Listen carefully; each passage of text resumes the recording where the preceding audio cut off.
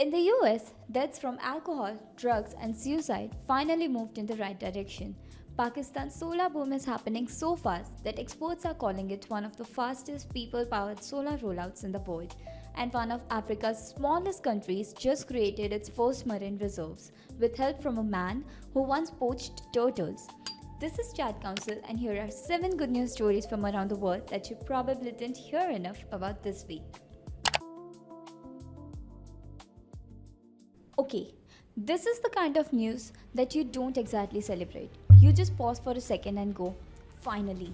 Because in the US, that's from alcohol, drugs, and suicide actually moved in the right direction, and that is a very big deal. For years, the United States has been dealing with a brutal crisis, people dying from overdoses, alcohol related causes, and suicide.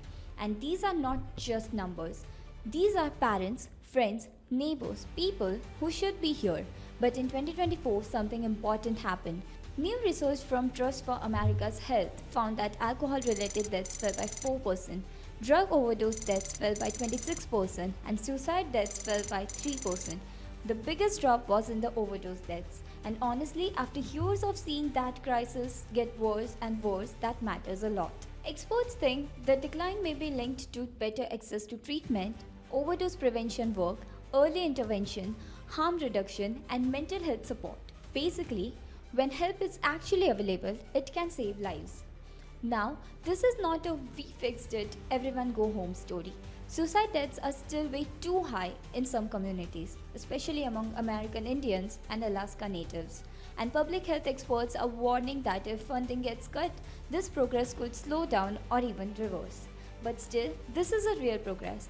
And in a crisis that has felt hopeless for a lot of people, seeing the curve finally bend the other way is huge. Sometimes good news is not loud. Sometimes it is just fewer families getting the worst phone call of their lives, and that is worth paying attention to.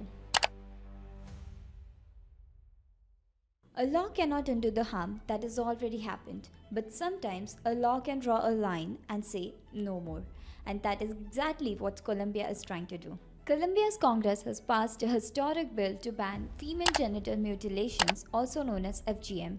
And this is a big deal because Colombia is believed to be the only country in Latin America where this practice is still documented. It mainly affects parts of the indigenous Embera community.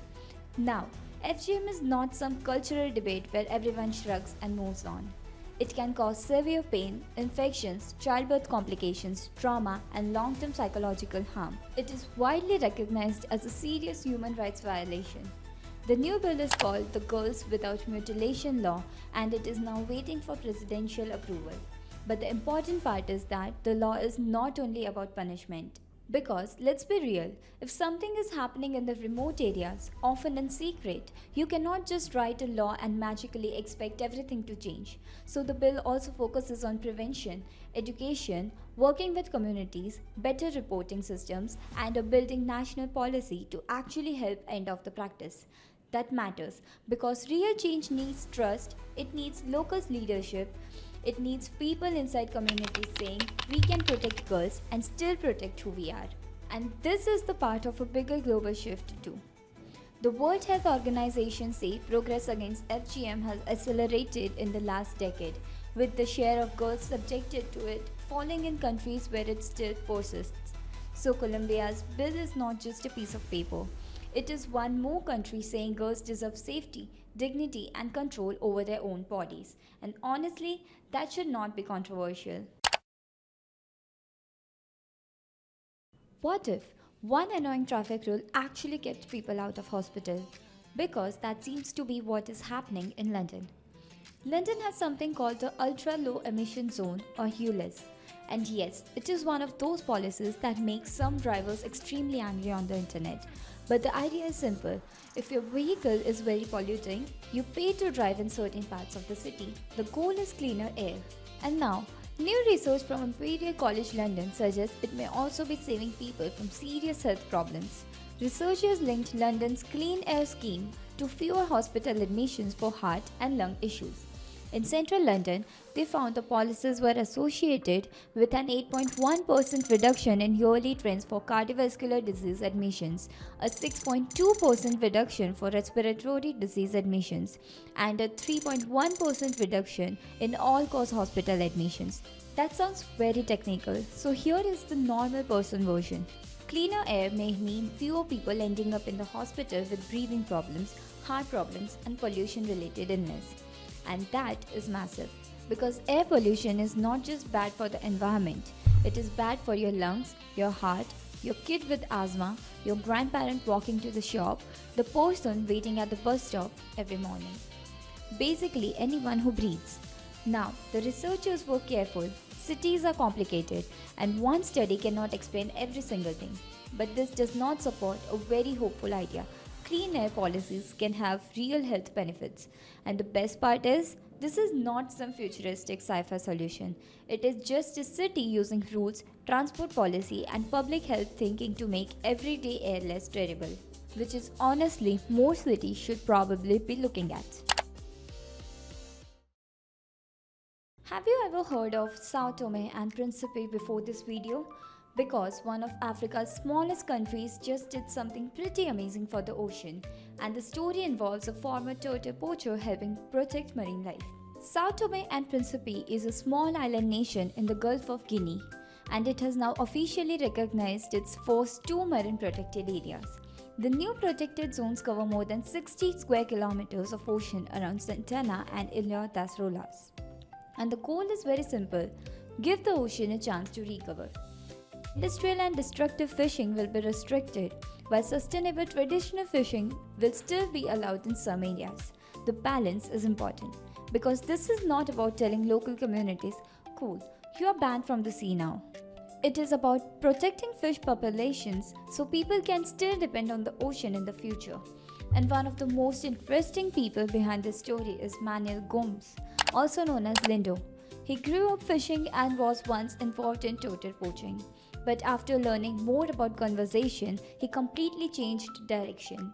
Now he helps protect sea turtles and marine life.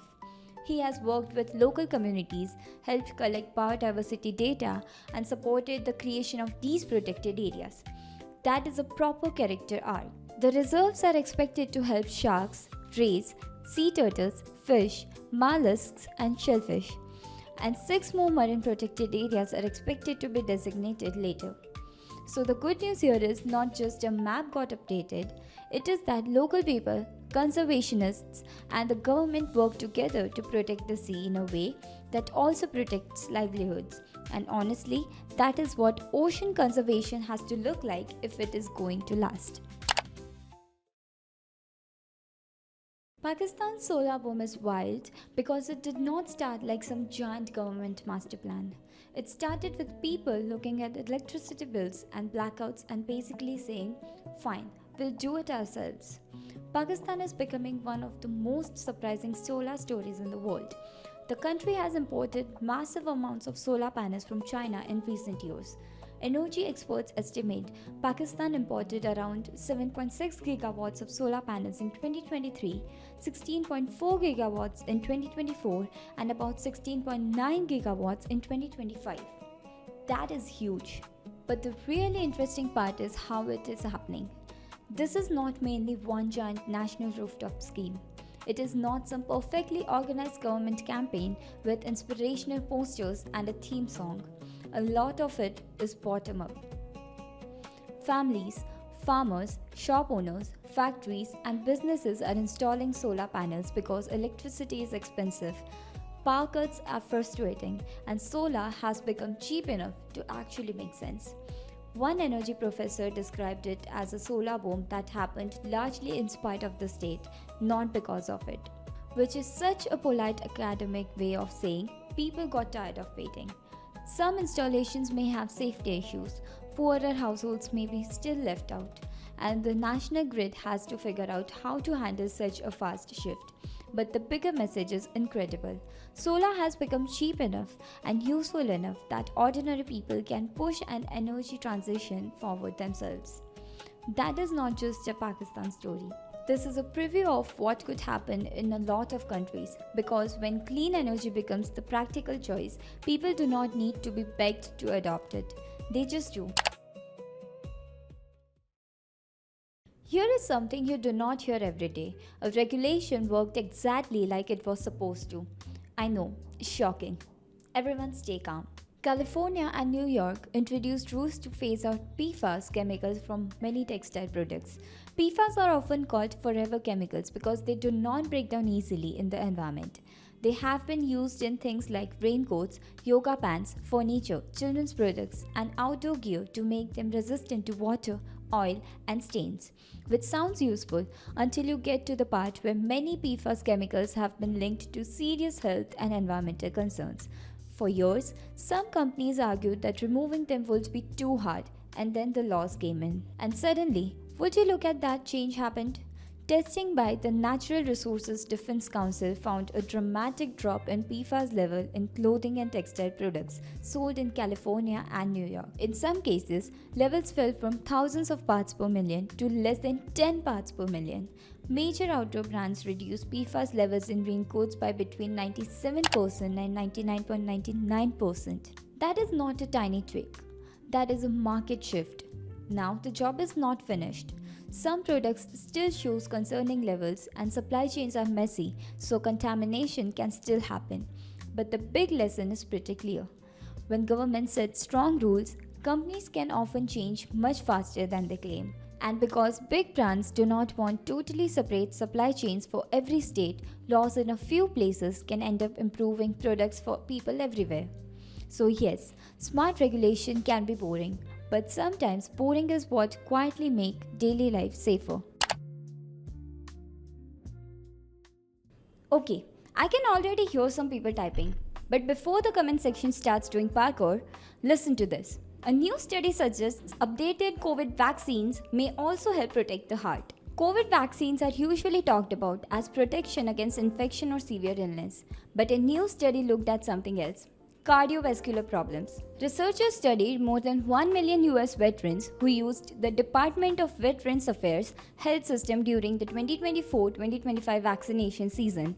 They compared people who got both the updated COVID vaccine and the flu vaccine with people who got the only flu vaccine, and the results were important.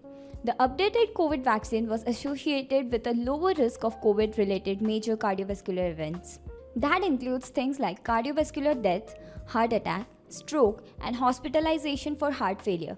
Overall, the vaccine group had about 37.7% lower risk of these COVID-associated major cardiovascular events. The study also found lower risk of COVID-associated cardiovascular deaths, heart attack, and heart failure hospitalization. The stroke result pointed in the right direction too, although the researchers were less certain about the specific finding. And the biggest benefit was seen in people over 75 and people with existing heart conditions, which makes sense. COVID can put stress on the heart, blood vessels, lungs, and immune system, especially if someone is already vulnerable. Now, important caveat. This study was mostly older male veterans, so researchers need to keep studying wider groups of people. So no, this is not one study ends every argument forever. Science does not work like that, even though the internet desperately wants it to. But the good news is still clear. Vaccination may not only reduce the risk of severe COVID, it may also reduce some of the serious health-related complications that can follow infection. And for high-risk people, that kind of protection really matters. And these were some of the good news stories from around the world. We will be back next week with a weekly dose of good news. And for staying with us till the end, here's a cute picture for you.